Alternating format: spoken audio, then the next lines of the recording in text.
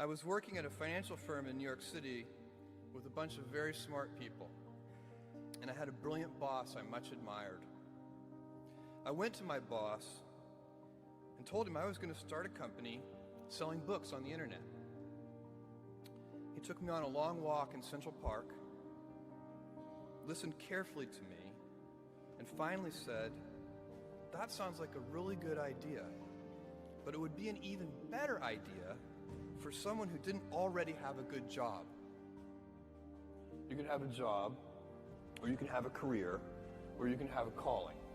And if you can somehow figure out how to have a calling, you have hit the jackpot, because that's the big deal. I met Jeff Bezos 25 years ago, and he told me, "Dave, I want you to invest in my company." "What are you doing?" "I'm going to start a bookstore in my garage." "Okay, and I'm going to put it online. People buy online, and I'm going to ship out of my garage. But if you invest in me, Dave, someday I'm going to be the richest man in the world. I'll do over $100 billion. First of all, there is no such thing as $100 billion 25 years ago. Statistically, there's no such thing. Countries didn't have 100. Our national debt wasn't $100 billion. And this dude's telling me at 26 years old that he's going to be the richest man in the world because he has a garage and the internet? That was his truth. No, but he did not know it, and neither did I. But the difference between him and I is I was laughing, scoffing, and jesting at him, and he was already applauding himself, going, at the right way, at the perfect time, I'm going to make as much as I can as quickly. And I'm sitting there going, there's no way this is going to be a big business. Do something you're very passionate about, and don't try to chase what is kind of the hot passion of the day. Seen in that light, it really was a difficult choice, but ultimately, I decided I had to give it a shot. I didn't think I'd regret trying and failing, and I suspected I would always be haunted by a decision to not try at all. After much consideration, I took the less safe path to follow my passion, and I'm proud of that choice. As a young boy, I had been a garage inventor. I'd invented an automatic gate closer out of cement-filled tires, a solar cooker that didn't work very well out of an umbrella and aluminum foil, baking pan alarms to entrap my siblings.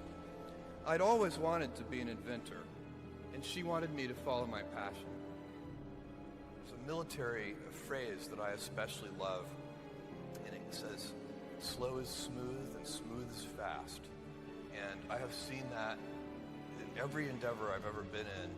That's the kind of thing that really allows you to make progress. You know, you get certain gifts in life and you want to take advantage of those, but I guess my advice on adversity and success would be to be proud not of your gifts, but of your hard work and your choices.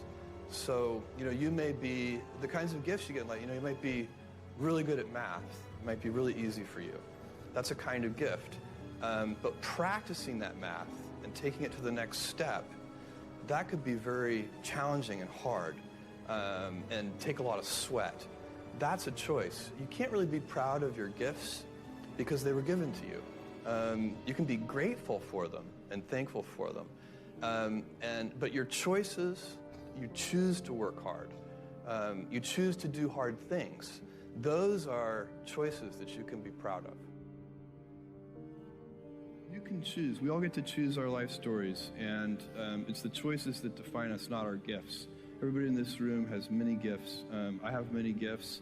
You can never be proud of your gifts because they're gifts. They were given to you. You might be tall, or you might be really good at math, or you might be extremely beautiful or handsome, or there are many gifts, and you can only be proud really of your choices because those are the things that you are acting on.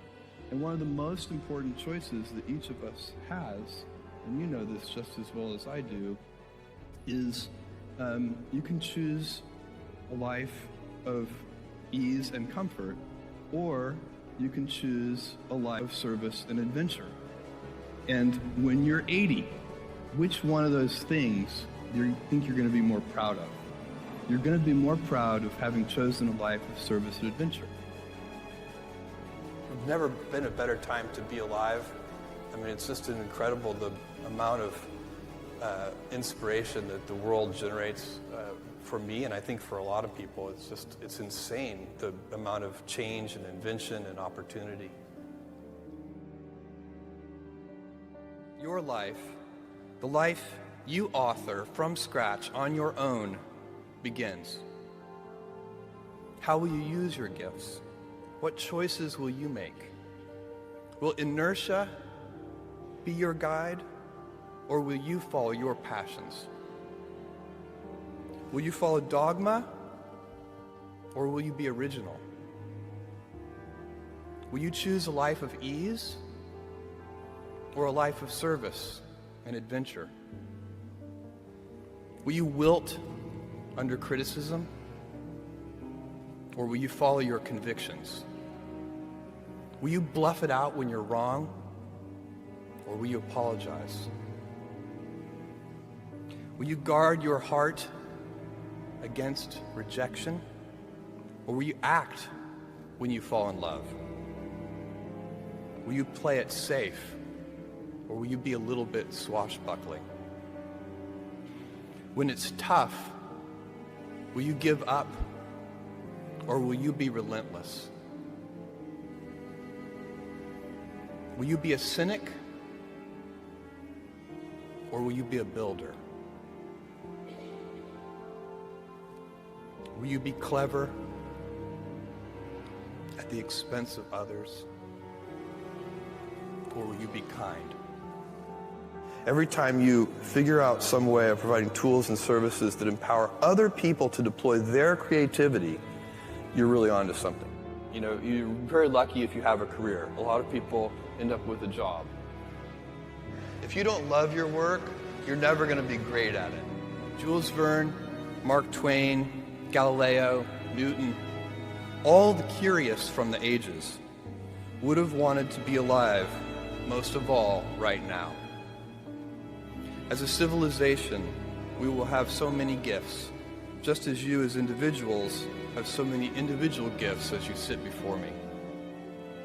How will you use these gifts? And will you take pride in your gifts or pride in your choices?